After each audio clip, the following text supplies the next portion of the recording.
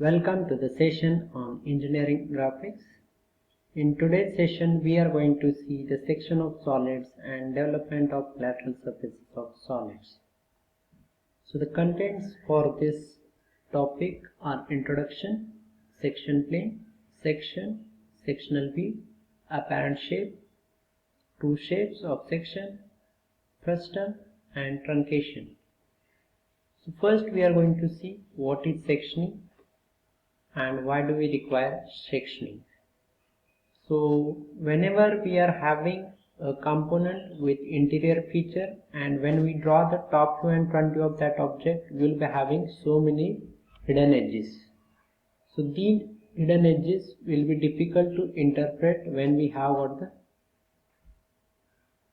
two views. So to avoid that complexity, we imagine a process called as sectioning, where we imagine a section plane which is shown here, and this is the object which we are going to section.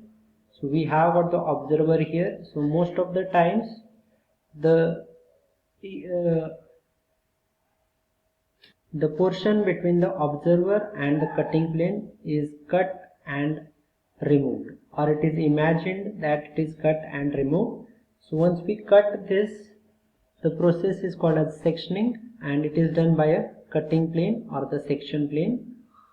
And after cutting, what we get is the cutting plane representation. We have to represent the cutting plane in this way.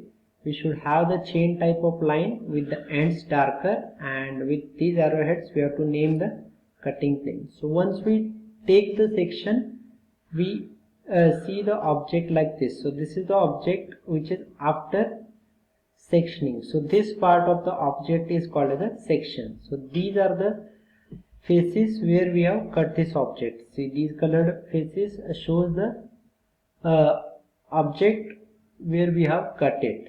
So once we have this section plane, and when we remove this portion of the object, we will be getting the object like this, and this object is called the section of the object.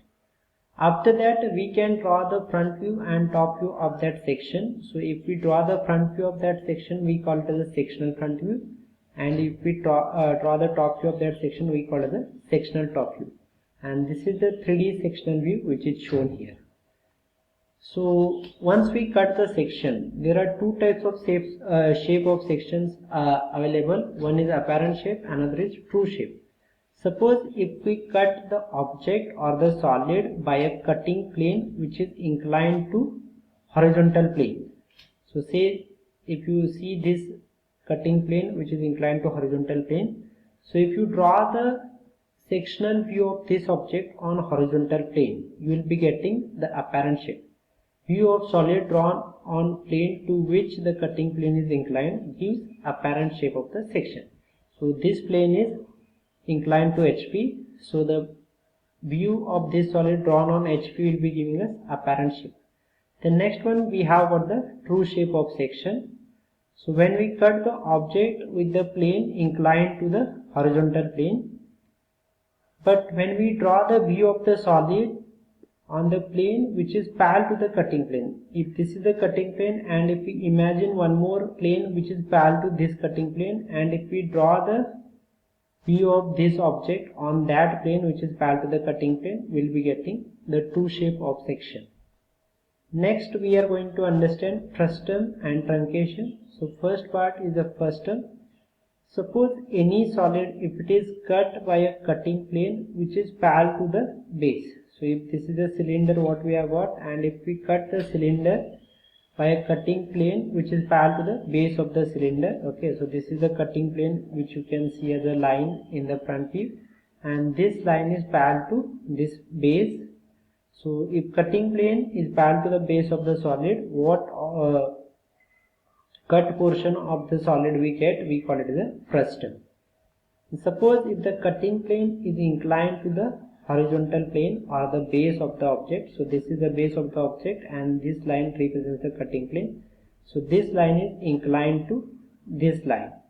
So when this plane is inclined to the base of the object, whatever the portion of the solid we are going to get, that is called the truncation.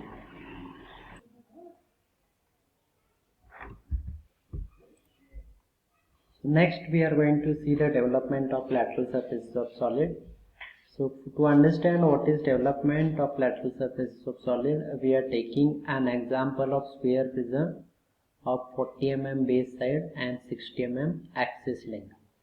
So this the square prism of 40 mm base side and 60 mm axis length. So this square prism is consisting of one square of 40 mm as base, then four rectangular surfaces of 40 mm into 60 mm size as lateral surfaces of the prism, and one square of 40 mm as face of the prism. So if we have got this base, over these four surfaces, and over these four surfaces if we put this face, will be getting a square prism of 40 mm base side and 60 mm axis length.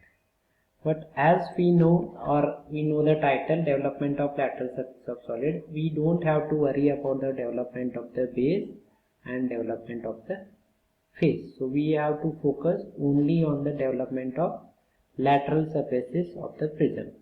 So these are the four surfaces, and if we want to develop these four surfaces, we require this sheet of the metal or the plastic or whatever we want to develop this prism. So if we want to develop it from the sheet metal, we have to have the sheet metal of size 160 mm into 60 mm. So this 60 mm is the height which is going to remain same, and to get each face we have to 40 mm, 40 mm, 40 mm, 40 mm. So 1, 2, 3, 4 surfaces there. So 40 into 4 surfaces is equal to 160 mm into 60. So this is the sheet metal size which we require to develop the four lateral surfaces of sphere prism of size 40 mm as base side and 60 mm as the axis length. So similarly we have to develop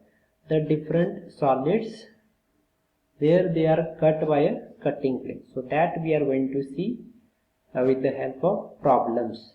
Thank you.